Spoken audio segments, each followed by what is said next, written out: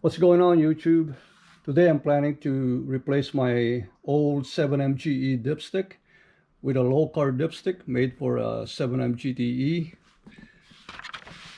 So if you look at my old dipstick, it's kind of hard to get to, and the turbo is in the way. So if you want to check your oil level, pretty much have to wait for everything to cool down.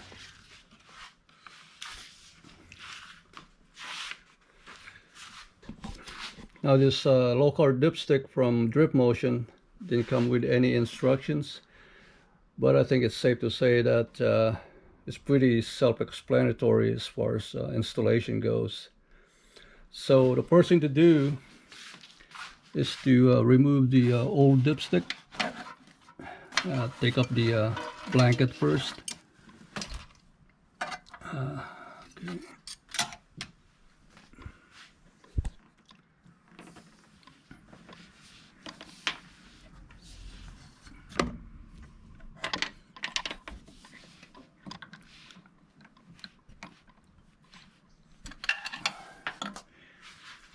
There you go.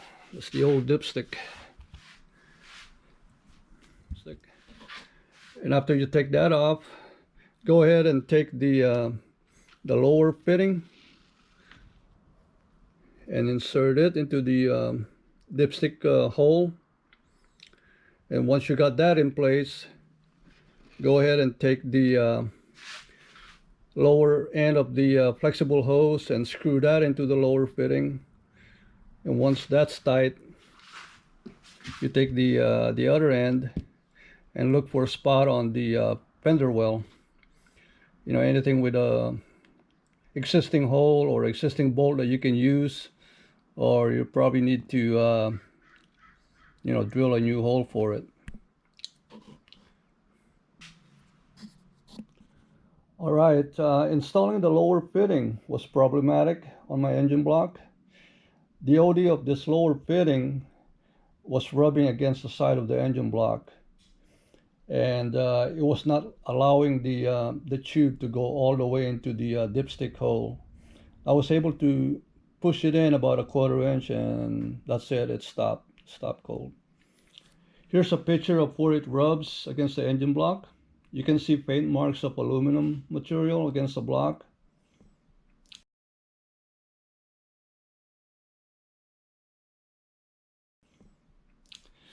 So I coated the area that's rubbing on the lower fitting with a Sharpie, and insert it back into the dipstick hole, and wherever it rubs, I took a file and filed away at that area.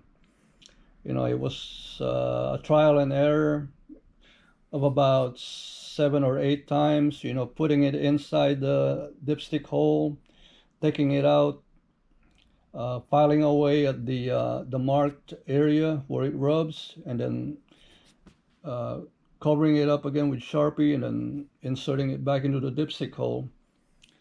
So I did that about 7 or 8 times before I was able to remove enough material for the dipstick tube, or for this tube, to insert all the way into the dipstick hole.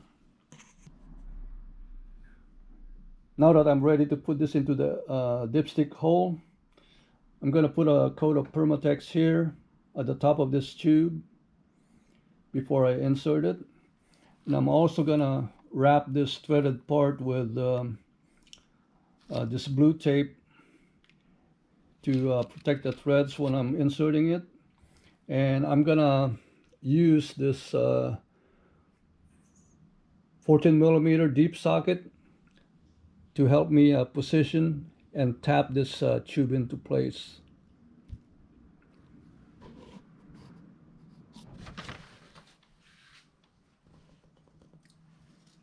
And here's what I ended up with.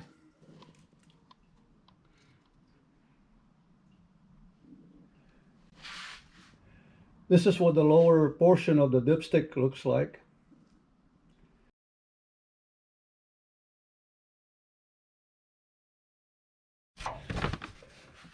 To hold on the top of the dipstick tube, I ended up not using the included bracket and made an L-shaped bracket that is bolted down to one of the studs of the front strut. I also ended up wrapping portion of the dipstick tube under the turbo and exhaust manifold with heat shielding.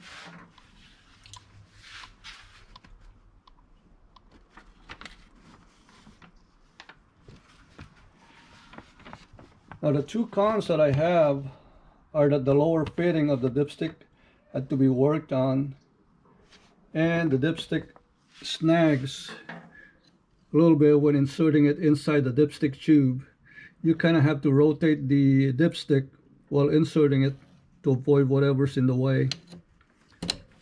But overall, I'm satisfied with this little upgrade.